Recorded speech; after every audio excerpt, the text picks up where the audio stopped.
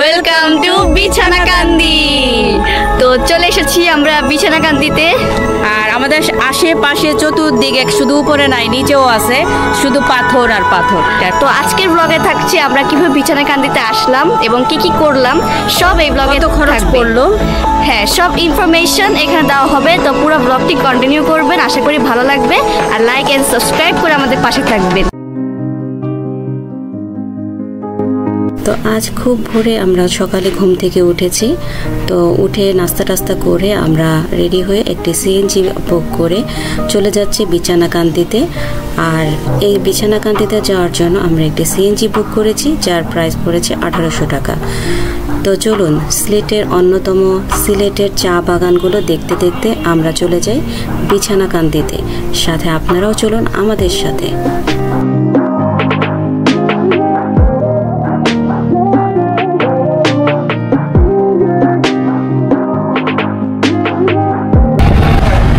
তো আমরা পাগলামোড়া রোডের সামনে নামলাম, আমরা চা খাবো।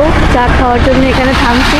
তো আমাদের ড্রাইভার বললো যে এখানকার চা নাকি খুবই স্পেশাল, একবার খেলে বারবার খেতে মন চাবে।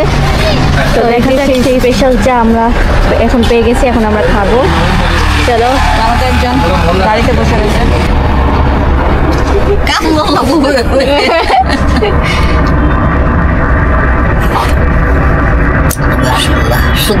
এই দোকানে স্পেশাল চা যে খেলাম, তো এটা রিভিউটা কিরকম? 100 তো এখন আমিও টেস্ট করে দেখবো কেমন লাগে। বড়ই নিয়ে দাদিকে খেতে দিছিলাম, সারপ্রাইজলি খেতে দিছিলাম। ওইভাবে শ্যুট করি নাই, জাস্ট মনে হয়েছে একটা বড়ই দাদিকে দেই। এখন দাদিকে দেওয়ার পর দাদির চেহারাটা একদম দেখার মতো ছিল, পুরা তিতা করল্লা। বলতেছে দাদির কাছে করল্লা ফেল এই গাছের বড়ির টেস্ট। কত দিবা? 10 অফ 10 আউট অফ 10 আমি দেবো 8 আউট অফ 10। 8 out of. তো আপনারা এখানে আসবেন, এসে এক কাপ চা অবশ্যই ট্রাই করবেন। তো এই চাটাই খুব ভালো লাগলো। হাতে চা নিয়ে আমরা ঘুরতে ঘুরতে যাচ্ছি এখানে, একটা ফিলিং নিতে। চা খাবো আর একটু আশেপাশে সুন্দর ভিউ এনজয় করব, তাই না?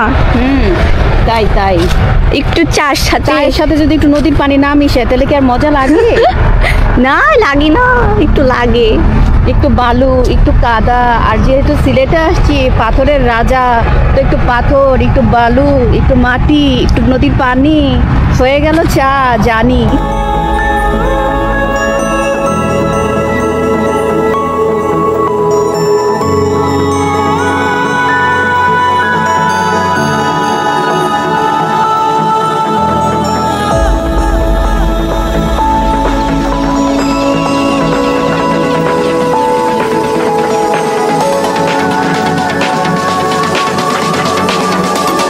তো এখান থেকে আমরা গাড়ি থেকে নেমে বোট ভাড়া করলাম বিছানাকান্দি ঘোরার জন্য।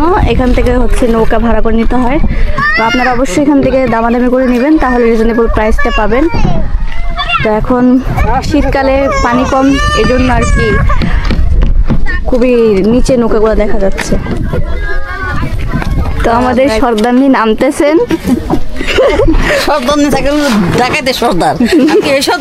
আমরা বসে পড়লাম নৌকার মধ্যে। নৌকার মধ্যে চেয়ারের সিস্টেম আছে, খুবই সুন্দর করে বসলাম। আমাদের নৌকা এখন রওনা দিচ্ছে।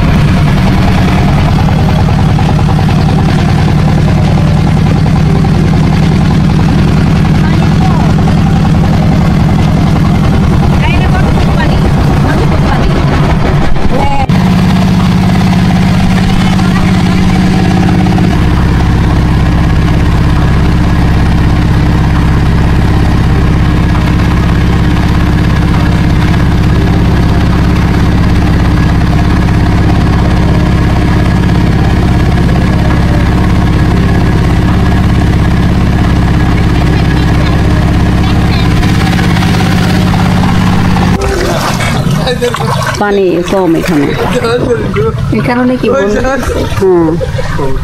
এখন ওরা ঠেলা নিতেছে আর কি। পানি না পেলে তো ফোর্স পাবে না, এর জন্য বন্ধ করে।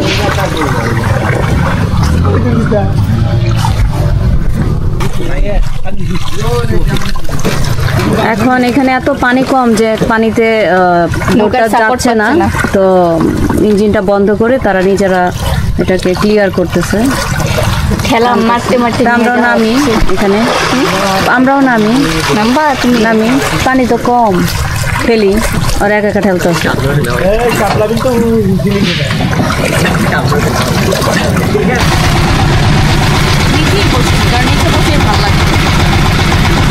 এখান থেকে খুললে এখানে লক হয়ে যায়। এখানে এতই পানি কম, মানে নৌকাটা যেতেই পারতেছে না।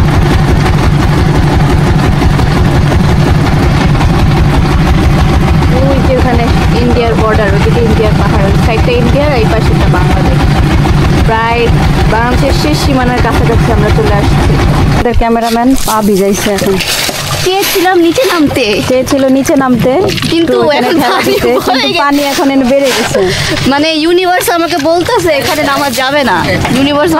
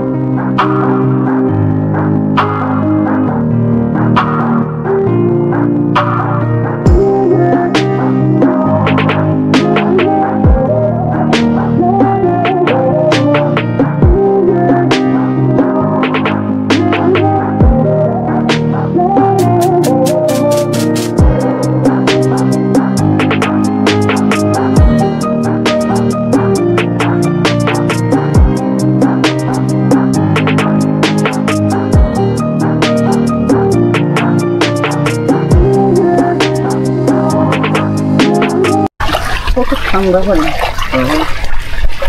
ধরছেন পানি।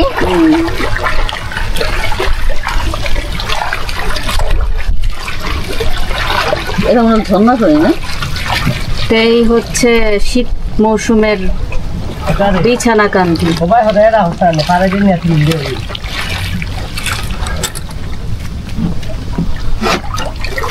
পানি নাই, নৌকা বইতে অনেক ঝর্ণা কষ্ট বন্ধ। হচ্ছে। ঝর্ণাও বন্ধ শীতের কারণে। আশেপাশে ইন্ডিয়ার পাহাড়ও দেখা যাচ্ছে খুব সুন্দর, আর রোদের কারণে সবকিছু একটু স্পষ্ট লাগতেছে। আর পরিষ্কার পানি, বিছানাকান্দের এই যে ঝর্ণার পানি খুবই পরিষ্কার। নিচে বালু, তারপরে পাথর দেখা যাচ্ছে। মাত্র 12 ইঞ্চি পানি আছে এখানে। আর এটা হচ্ছে ওনারা টেনেই নিয়ে যাচ্ছে, কারণ বোট চলতেছে না, মেশিন চলতেছে না।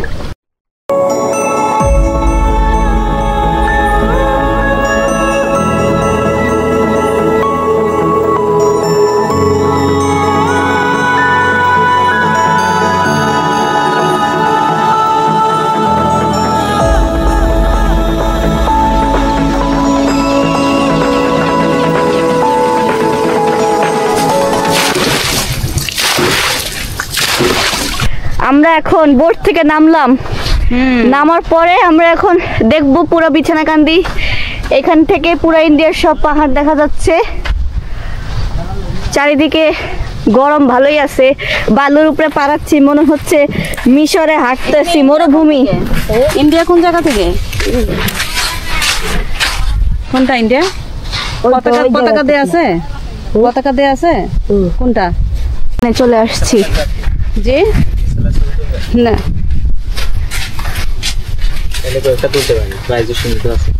এখানে ইন্ডিয়া কোথা থেকে শুরু হচ্ছে? ও, আর ওই যে তাবু টানানো ওখানে কি? ওখানে ইন্ডিয়ান কসমেটিক বিক্রি হয়। ও আচ্ছা, শোরুম আর কি। ও, তাবু পর্যন্ত যাওয়া যাবে তার মানে? না না, উপরে যেতে পারবেন, ওই দিকটা আপনার সামনে যান তাহলে বুঝতে পারবেন। আসো তো। এটা হচ্ছে ভাসমান হোটেল। এটা পানি যখন উঠে এটা তো ডুবে যায়, তখন এটা ভেসে উঠে। না এই যে যাবো তো কিনা তো দেখেন এখানে হাঁসের মাংস আছে, দেশি মুরগি আছে, বলার মুরগি আছে, টেরা আছে। এই হোটেলের খাবার তোমরা খাইছো? যে কেমন লাগছে? ভালোই। হ্যাঁ, আর শুধু ভালো? কেমন লাগছে রিভিউ দাও। তোমরা যদি না বলতে না পারো যে কেমন লাগছে, কারণ তোমরা তো খাইছো, আর আমরা যদি না খেয়ে যদি শুনি যে ভালো লাগে, ভালো লাগবে না? হ্যাঁ খাইলেও ভালো লাগে না, না এটা কোনো কথা হইলো? খাইলেই ভালো লাগে। হ্যাঁ আমি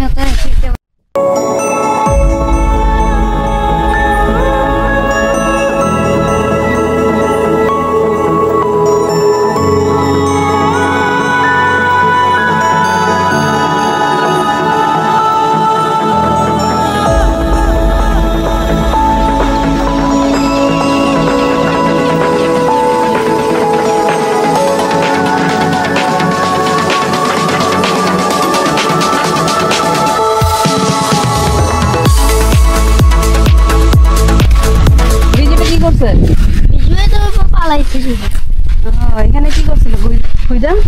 পাথর নিচে এই যে এই পাথরগুলো এইগুলো চাইলে দিলে কেউ চেলে চেলে পাথর নিয়ে গেছে, এর জন্য যে গুড়াগুলি রয়েছে। ওই যে মাঝখানে গর্ত না, ওখান থেকে পাথর উঠাইছে, চালছে, চাইলে তারপর নিয়ে গেছে পাথর।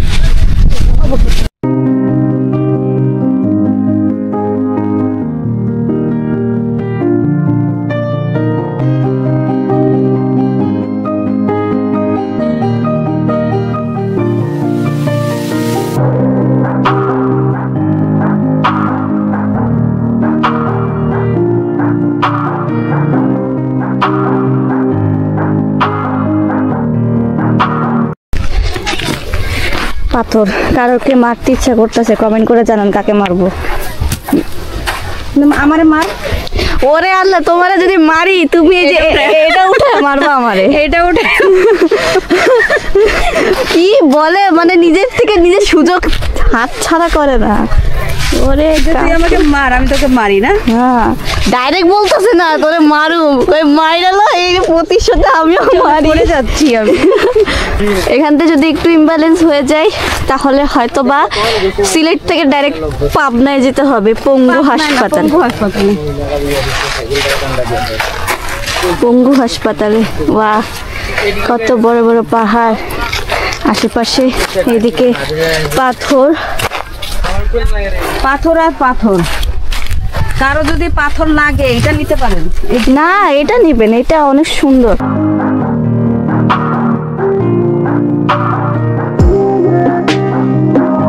আমরা সিলেটে বিছানাকান্দিতে শীতকালের মধ্যে আসলাম, প্রায় এখন জানুয়ারি মাসের শেষের মাঝখানে বরাবর দিকে, কিন্তু এই স্পটে আসার পরে দেখতেছি যে এত গরম, পাথরের গরম তাপ আমরা শরীর অনুভব করতেছি। তারই সঙ্গে আমরা একজন সোয়েটার পরে আসছি। না আমি সোয়েটার পরিনি। আমি পরছি, আমার কাছে এত গরম লাগতেছে। আমি সোয়েটার পরিনি, তাতেই তো আমার গরম লাগতেছে। আর আমি যে পরছি, আমি এখানে সেদ্ধ ডিম হয়ে যাচ্ছি। আর বলতে গেলে রোদের অনেক তাপ, এত বড় বড় পাথর যে মানে পা যে ফেলবো এরকম ভাবে স্পেস খুঁজে পাওয়া যাচ্ছে না, আর পা ফেললেও ব্যালেন্স লেস হয়ে মনে হচ্ছে পড়ে যাব। আমি পাথর ভাঙতেছি, মাছ ধরে পাথরের মধ্যে আঘাত করলে ফাইনাল নিছিলাম, তাহলে বিকট আওয়াজ হতো, ছোট মাছগুলো মানে পাথরের মধ্যে আঘাত করলে নিচের থেকে মাছগুলো বের হয়ে আসে। তো উনি এইভাবে মাছ ধরতেছে এখানে।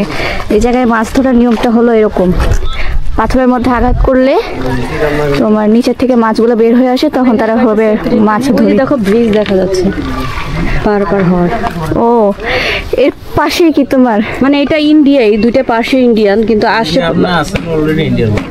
আমরা ইন্ডিয়ার মধ্যে আছি, যে ওইটা বর্ডার, তো ওইটা বর্ডার। আর এই আমরা ইন্ডিয়ার মধ্যে আছি এখন, আমরা এখন ইন্ডিয়ার অধিবাসী। ওই যে এই দুই পাশের মানুষজন আসা যাওয়া করার জন্য ওই ব্রিজটা করছে।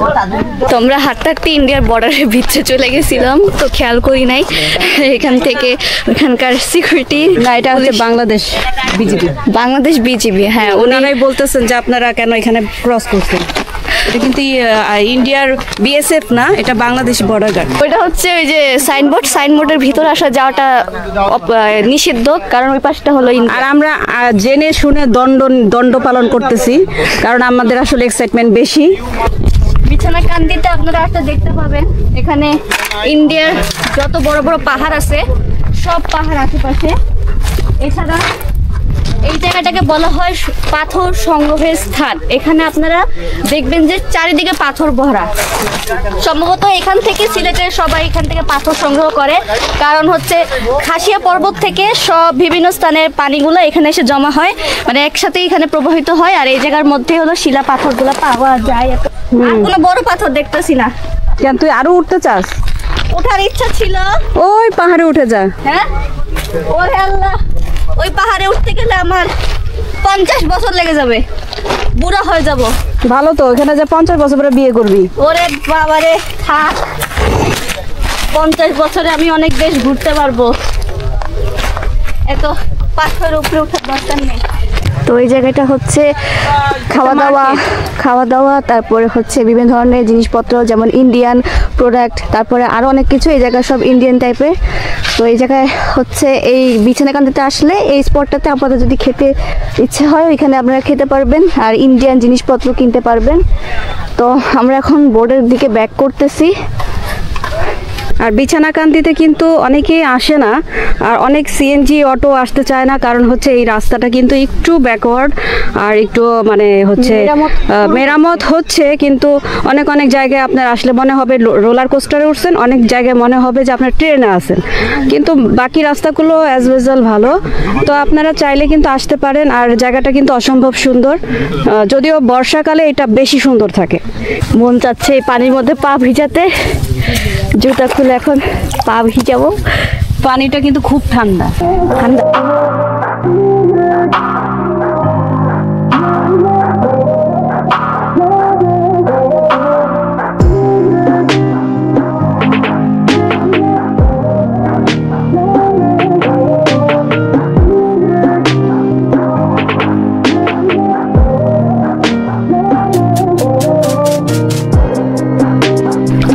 এই দুইজন একসাথে হইলে যা হয় আর কি, পানির মধ্যে নেমে গেছি, মানে আর সহ্য করতে না পেরে আমরা দুইজন বাধা নিষেধ না মেনে এখানে তোমার গভীর পানিটা, ওদিকে গভীর। হ্যাঁ, আস্তে আস্তে এখানে গভীর হয়েছে, এই কারণে পানিটা এখানে মানে সবুজ বর্ণ ধারণ করছে। এখানে অনেক পানি, যেও না, এখানে অনেক পানি।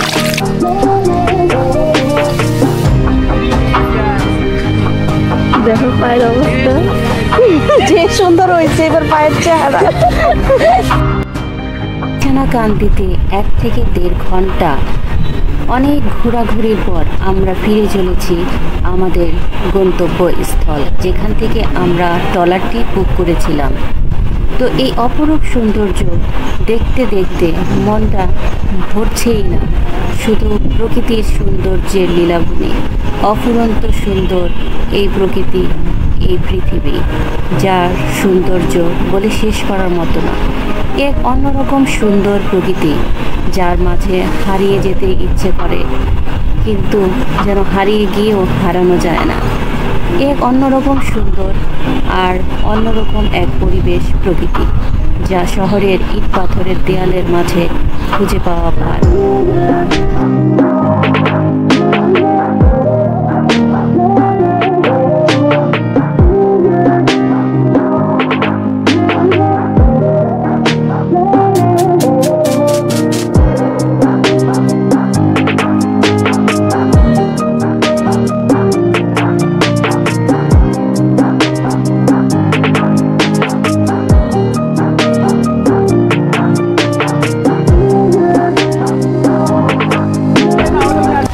বোর্ড থেকে নামলাম, এখন আমরা বিছানাকান্দি থেকে বিদায় নিচ্ছি। টাটা বাই বাই করে। দেখতে থাকুন, ছাড়বো না হাত, আমাদেরকে সাথে থাকতে হবে, একসাথেই চলতে হবে। এখন দেখতে থাকুন, লেটস গো। আমি গাড়িতে বসে থেকে এটা মানে দেখতেছিলাম, ওর পিছন পিছন আমি দাবড় দিতেছি, ওর পিছন পিছন আমি দৌড়াইতেছি, আর ও সামনে সামনে যাইতেছে, কত সুন্দর লাগতেছে। অনেক দূর থেকে গাড়িতে করে দেখতেছিলাম একটা বগ এখানে আছে। ফার্স্টে মনে করছিলাম মুরগি, কিন্তু এখন দেখি এটা বগ। এখানে একটা ভেড়াও আছে। হ্যালো বন্ধু।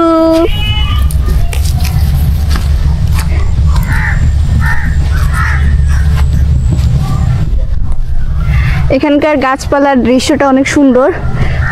এটা হচ্ছে আমরা ওই পাশ থেকে যে বোর্ডে উঠলাম বিছানাকান্দিতে যাওয়ার জন্য, তারই এই পাশে এখানকার ফরেস্টের খুব সুন্দর ভিউ, অনেক লম্বা লম্বা গাছ, উপরে খুব সুন্দর সুন্দর সবুজ সবুজ পাতা। আর এদিকে হচ্ছে সূর্য, বিকালের সূর্য দেখা যাচ্ছে এখান থেকে অনেক সুন্দর। তো আমি মাঝখান দিয়ে হাঁটতেছি, খুব সুন্দর একটা ভিউ এখানে উপভোগ করা যাচ্ছে। আরও এখানে আমার 2-3টা বন্ধু, যেমন গরু, তারপরে ভেড়া। এই যে দেখতেই পাচ্ছেন অনেক সুন্দর একটা ন্যাচারাল ভিউ আমরা পাচ্ছি এখানে। কোনোদিন এই ভিউটা দেখেছেন? এটা হচ্ছে বিছানাকান্দির ভিউ। আমাদের বিছানাকান্দির ভিউ দেখেন। এইখানে উঠবেন, বিছানাকান্দিতে আসবেন, এসে এখানে উঠে এই বিছানাকান্দির অপরূপ সুন্দর চোখে মেখে হৃদয়ে স্থাপন করে চলে যাচ্ছি আমাদের গন্তব্যে। আর নিয়ে যাচ্ছি এই বিছানাকান্দির অফুরন্ত স্মৃতি, ভালোবাসা এবং এই মেঘের পাথরের সকল স্মৃতি নিয়ে যাচ্ছি আপনাদের জন্য। তো আপনারা আমাদের সাথেই থাকবেন এবং আমাদের এই ভিডিও দেখে লাইক এবং কমেন্ট করে আমাদের সাপোর্ট করবেন। আশা করছি ভবিষ্যতে আপনাদের সাথে আবার দেখা হবে। আজকের মতো এখানেই বিদায় নিচ্ছি। আল্লাহ হাফেজ।